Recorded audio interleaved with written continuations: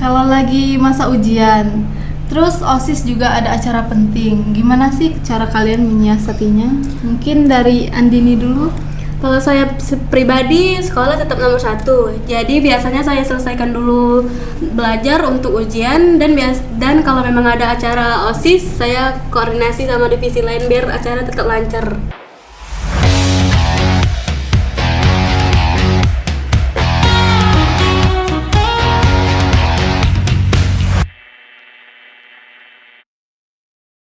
Assalamualaikum warahmatullahi wabarakatuh. Halo Sobat Unisti, kembali lagi di podcast Unisti. Sebelumnya perkenalkan saya Desi Ais Teningrum selaku host pada podcast kesempatan kali ini.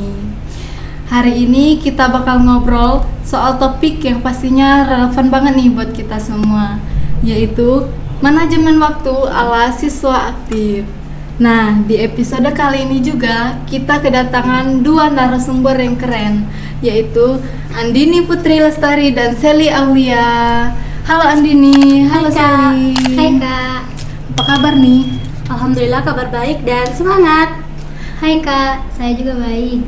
Meskipun sibuk harus tetap semangat dong. Keren, asik banget ya. Sebelumnya terima kasih ya karena sudah meluangkan waktunya untuk hadir di podcast hari ini.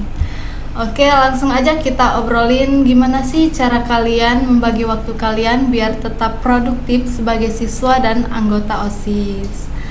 Andini, kamu kan aktif banget ya di OSIS. Nah, gimana sih cara kamu membagi waktu kamu untuk tugas sekolah, kegiatan OSIS dan kehidupan pribadi? Awalnya saya sempat kewalahan Kak, tapi saya belajar bikin jadwal harian, misalnya dari pagi sampai siang itu fokus sekolah, dan kalau malam itu belajar atau membuat PR. Keren banget ya, jadi bukan berarti semuanya harus dikerjakan sekaligus, tetapi tahu mana yang harus didahulukan terlebih dahulu. Oke, kalau dari Sally gimana nih? Pernah nggak sih ngerasa capek banget sampai bingung harus ngapain dulu? Wah, pernah banget Kak. Kadang jadwal OSIS tabrakan banget sama tugas sekolah. Kalau udah gitu, saya biasanya komunikasi sama teman satu tim di OSIS. Jadi ada pembagian tugas. Gak semua harus saya yang kerjain, tapi bareng-bareng. Setuju sekali, itu juga bukti kalau OSIS itu teamwork dan bukan kerja individu. Jadi kalau kita bisa bagi tugas, semuanya bisa lebih ringan. Nah, kalau lagi masa ujian, terus OSIS juga ada acara penting, gimana sih cara kalian menyiasatinya?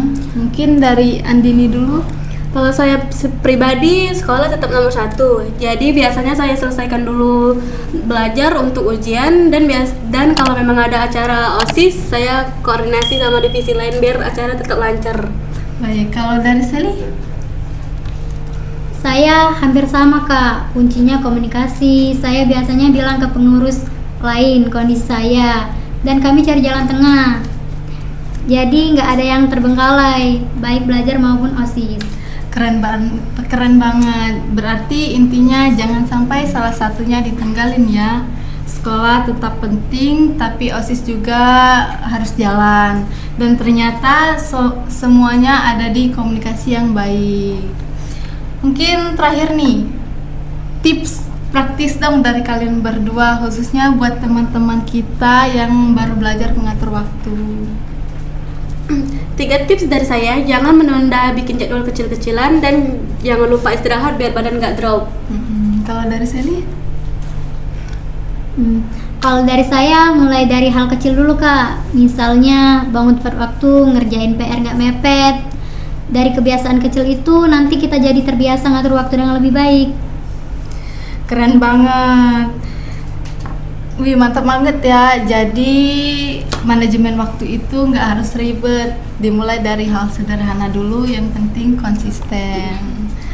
Oke, Sobat Unisti, banyak banget ya pelajaran yang bisa kita ambil dari obrolan hari ini. Intinya manajemen waktu itu soal prioritas, komunikasi, dan konsistensi.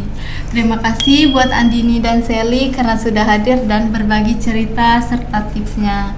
Semoga obrolan ini bisa menginspirasi buat teman-teman semua. Terima kasih juga buat pendengar semua podcast Unisti. Sampai jumpa di episode berikutnya dan jangan lupa untuk atur waktu kalian sebaik mungkin. Wassalamualaikum warahmatullahi wabarakatuh. Bye.